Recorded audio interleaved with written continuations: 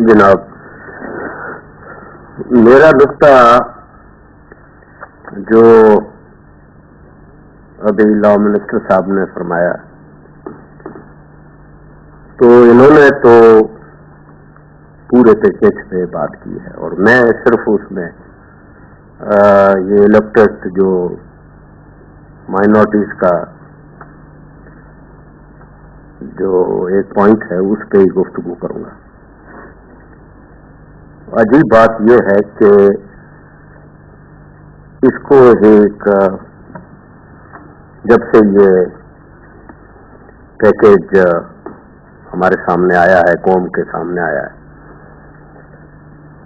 تو بہت سارے لیڈروں نے، پولیٹیکل لیڈروں نے، دانشوروں نے، اخباروں کے اندر بھی اس ڈیول ووٹ کا ایک اس پہ چرچا آئی ہے۔ میں یہ سن کر حیران ہوا ہوں کہ پاکستان کی تاریخ جو ان قریب اب 50 سال ہو گئی، 50 سال، اور 50 سال پاکستان کے اندر کئی حکومتیں آئی ہیں۔ پاکستان کے اندر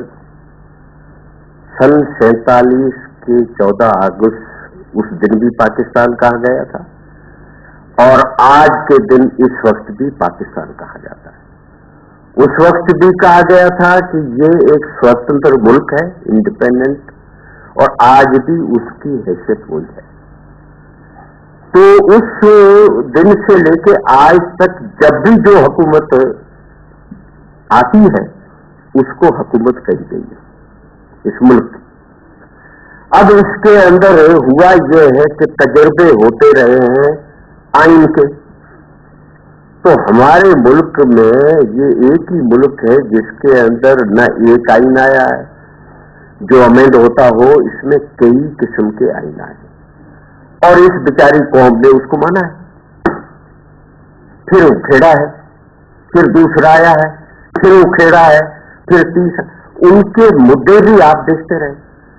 تو سیپریٹ الیکٹوریٹ اور جوائنٹ کا جو سسٹم ہے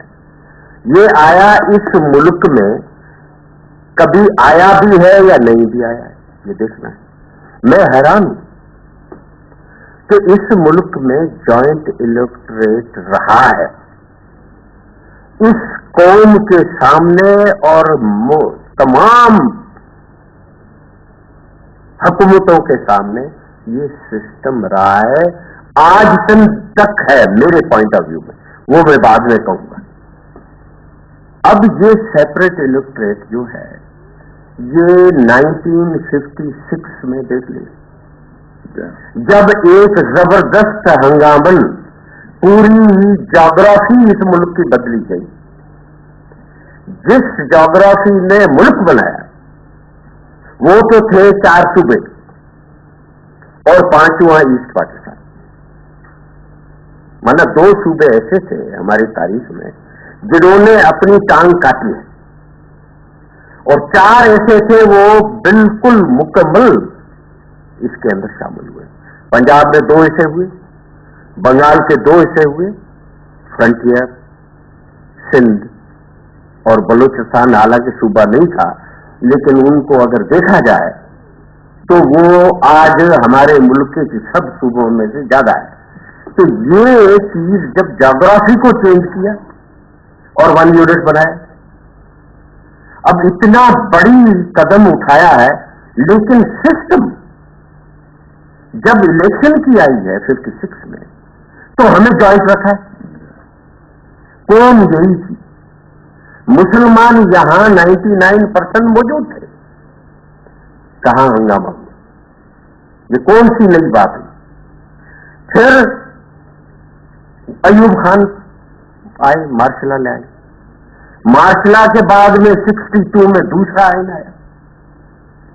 اور دوسرے آئین میں بھی ایک عجیب نمونے کا سسٹم بیسک ڈیموکریسی آیا،